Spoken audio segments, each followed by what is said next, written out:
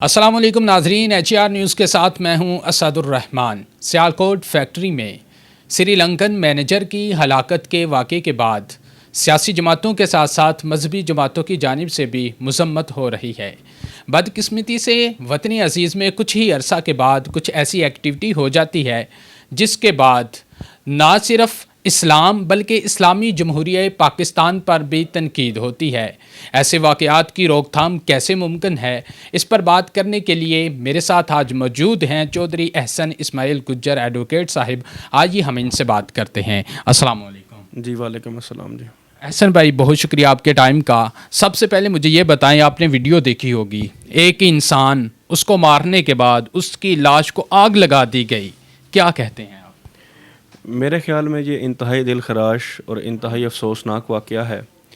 مسلمان ہونے کے ناطے اور پاکستان کے شہری ہونے کے ناطے ہم لوگوں سے جو ہماری ذمہ داریاں تھیں وہ ہم سے نبھائی نہ گئی، قانون نافذ کرنے والے اداروں کے بھی بس کی بات نہ رہی، اور اس طرح ایک غیر ملکی شہری، ایک غیر مسلم جو یہاں پہ اسلامی ملک کے اندر مسلمانوں کے درمیان بطور ذمہ رہ رہا تھا، اس کے بھی کچھ حقوق ہیں غیر مسلموں کو جو مسلمان ملکوں میں رہتے ہیں۔ نبی پاک صلی اللہ علیہ وآلہ وسلم کی شریعت نے بھی ہمیں کچھ حقوق بتائے ہیں کہ وہ جو غیر مسلم ایک اسلامی ملک کے اندر رہ رہا ہو۔ سرکار کی حدیث کا مفہوم اس طرح سے ہے کہ اگر ایک مسلمان ملک ہو اور مسلمان ملک کے اندر ایک غیر مسلم ذمی رہ رہا ہو، اور وہ ذمی کو اگر مسلمان ناحق بغیر کسی وجہ کے قتل کر دیتے ہیں تو وہ مسلمان جنت کی خوشبو بھی سونگھ نہ سکیں گے۔ تو ایسے حالات میں یہ سمجھتا ہوں کہ ان لوگوں کا یہ عمل انتہائی قابل مذمت ہے، اور انہوں نے قانون کو بھی اپنے ہاتھ میں لیا اور شریعت کے بھی انہوں نے اصولوں کے بالکل خلاف یہ کام کیا ہے، اور اس کی جتنی مذمت کی جائے اتنی کم ہے۔ یہ سری لنکن شہری جو ہے توہین مذہب کا ٹیگ اس کے اوپر لگا، ہمارا قانون کیا کہتا ہے؟ کیا کوئی کرائٹیریا ہے جس کو فالو کر کے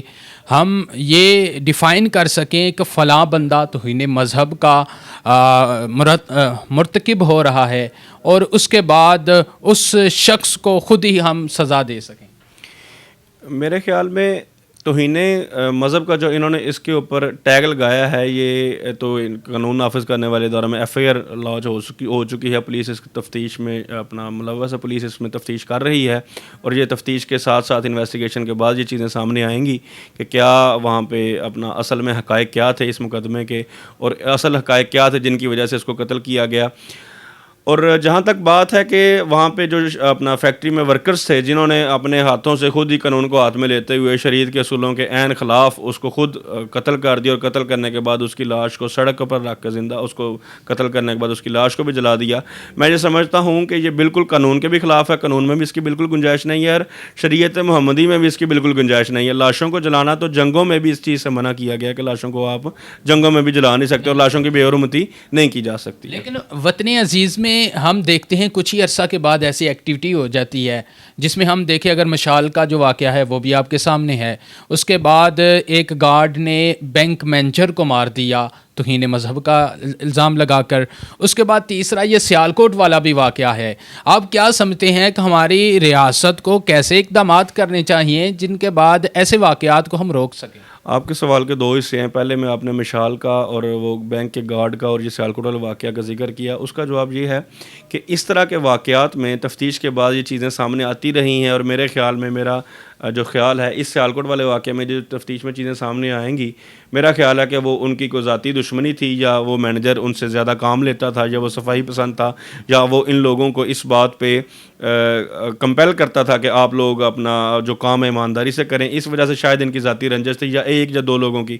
ان 2 یا 4 لوگوں نے میرے خیال کے مطابق اس طرح ان کو دوسرے لوگوں کو اشتعال دلایا، اشتعال انگیز وہاں پہ گفتگو کی، جس کی وجہ سے ان لوگوں نے توہین مذہب کا ٹیگ لگا کر اس غیر ملکی شہری کو، غیر مسلم کو وہاں پہ قتل کر دیا۔ جہاں تک بات ہے قانون نافذ کرنے والے اداروں کی، تو ہمارے معاشرے میں ان چیزوں کی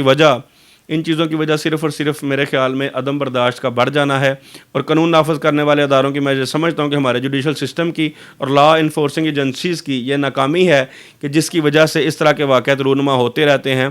ہمارے معاشرے میں ان چیزوں کو ٹھیک کرنے کے لیے عدالتوں کو اور قانون نافذ کرنے والے اداروں کو اپنا رول پلے کرنا پڑے گا، اور اس رول میں ان کو ایسے لوگوں کو سزا دینی پڑے گی کہ جو اس طرح کے اپنا عمل کا بالکل مرتکب ہوتے ہیں اور جس طرح کا عمل کرتے ہیں، اور جو لوگ کسی کے اوپر جھوٹا الزام لگا کر، جھوٹی کسی کے اوپر اس طرح کی کہانی گاڑ کے اس کو یہ اس طرح کے اس کے ساتھ تشدد کرتے ہیں یا اس کو مار دیتے ہیں، ان لوگوں کو بھی سامنے لا کے ان کے چہرے بے نقاب کرنے ہوں گے، اس کے بعد یہ والے عمل رکیں گے، ورنہ لوگ اسی طرح اپنی ذاتی رنجش کو دور کرنے کے لیے توہین مذہب، توہین رسالت، توہین قرآن، توہین مسجد کا ٹیگ لگا کر لوگ اپنے ذاتی رنجشیں نکالتے رہیں گے۔ ہم اس وقت موجود ہیں سیالکوٹ میں، واقعہ بھی سیالکوٹ میں ہوا، کچہری میں موجود ہیں آپ کے پاس، تو اس واقعہ کے اوپر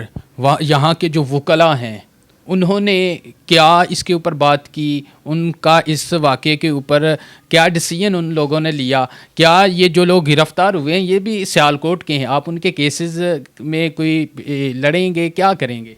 جی، ڈسٹرکٹ بار ایسوسیشن سیالکوٹ سب سے پہلے اپنا آفیشیلی ہمارے صدر صاحب، سیکرٹری صاحب اور پوری بار کا جنرل اس کا اجلاس منعقد ہوا تھا۔ اس اجلاس میں سب سے پہلے تو اس کا انتہائی اپنا سخت الفاظ میں مذمت کی گئی ہے، اور جس طرح اس واقعے پر افسوس کیا جائے وہ کم ہے۔ اس کے بعد ریزولوشن کے ذریعے ڈسٹرکٹ بار ایسوسیشن سیالکوٹ کے ممبران نے ایک ریزولوشن پاس کی ہے۔ اس ریزولوشن کے تحت ڈسٹرکٹ بار ایسوسیشن سیالکوٹ کا کوئی بھی وکیل، ایسے جو ملزم ہیں جو اس ایف آئی آر میں پکڑے جائیں گے، کوئی بھی وکیل ان ملزمان کی پیروی نہ کرے گا اور کوئی بھی وکیل ان ملزمان کا کیس نہ لے گا، بلکہ ایسی خبریں ہمارے وکلا میں آتی رہی ہیں۔ بلکہ مجھے بھی ذاتی طور پہ ایک ملزم کا کسی ریفرنس کے ساتھ وکیل ہونے کے لیے، وکیل مقرر ہونے کے لیے مجھے آفر کی گئی، لیکن میں نے اس کو ریفیوز کر دیا کہ ہمارے بالکل ہم اس طرح کے ملزمان کا بالکل وکالت نہیں کریں گے، اور ہمارے ڈسٹرکٹ بار ایسوسیشن سیالکوٹ کے تمام ممبران نے اس کا بالکل بائیکاٹ کیا۔ ایسے لوگوں کی وجہ سے اسلام کے ساتھ ساتھ اسلامی جمہوریہ پاکستان کا نام بھی بدنام ہوا ہے، تو آپ ہمارے جو دیگر لوگ ہیں، پاکستانی شہری ہیں، ان کے لیے کیا پیغام دیتے ہیں کہ اگر ان کے سامنے کوئی اس طرح کی ایکٹیویٹی ہو جس میں یہ خدشہ ہو کہ یہ فلاں بندہ توہین مذہب کا مرتکب ہونے والا ہے یا ہو رہا ہے، تو ان لوگوں کی، شہریوں کی پہلی ذمہ داری کیا ہے؟ کیا خود اسے ماریں یا قانون کا سہارا لیں؟ میرے خیال میں پاکستان کا ذمہ دار شہری ہونے کے ناطے اور حضور پاک حضرت محمد صلی اللہ علیہ وآلہ وسلم کا سچا عاشق ہونے کے ناطے اور شریعت محمدی کا پیروکار ہونے کے ناطے کسی کو بھی قانون اپنے ہاتھ میں لینے کی بالکل اجازت نہیں ہے، بلکہ کوئی بھی اگر ایسا واقعہ ہوتا دیکھتے ہیں یا کسی پہ شک ہوتا ہے کہ اس بندے نے توہین رسالت، توہین مذہب کی ہے، تو ہر ذمہ دار شہری کو اور ہر مسلمان کو یہ چاہیے کہ وہ قانون نافذ کرنے والے اداروں کو اس عمل کی اطلاع دے۔ اور جب ہم ایک مسلم ملک کے اندر رہتے ہیں اور الحمدللہ اتنا گیا گزرا وقت ابھی نہیں آیا اور نہ ہی اتنے حالات خراب ہوئے ہیں کہ ہم قانون نافذ کرنے والے اداروں کو اطلاع دیں، اور اطلاع ملنے کے بعد بھی قانون نافذ کرنے والے ادارے اس پر عمل نہ کرے، وہاں پہ ایکشن بھی ہوتا ہے، عمل بھی ہوتا ہے، ایف آئی آر بھی رجسٹر ہوتی ہیں، وہ بات کی بات ہے کہ انویسٹیگیشن میں یا عدالتوں میں جا کے ان لوگوں کو بینیفٹ آف ڈاؤٹ مل جاتا ہے۔ لیکن ہماری بطور مسلمان ہونے کے ناطے اور بطور پاکستانی ہونے کے ناطے پہلی ذمہ داری یہ بنتی ہے کہ ہم قانون نافذ کرنے والے اداروں کو اس بات کی اطلاع دیں، اور اس کی اطلاع دینے کے بعد ایف آئی آر لاج کروائیں اور اس کے بعد انویسٹیگیشن کا حصہ بنیں۔ ٹھیک ہو گیا، بہت شکریہ۔ جی ہاں ناظرین، آپ نے سماعت کیا چودھری احسن گجر ایڈوکیٹ صاحب قانون کی نظر میں اس واقعہ کے اوپر ڈسکشن کر رہے تھے۔ اپنے میزبان اسد الرحمان کو اجازت دیجیے، اللہ حافظ۔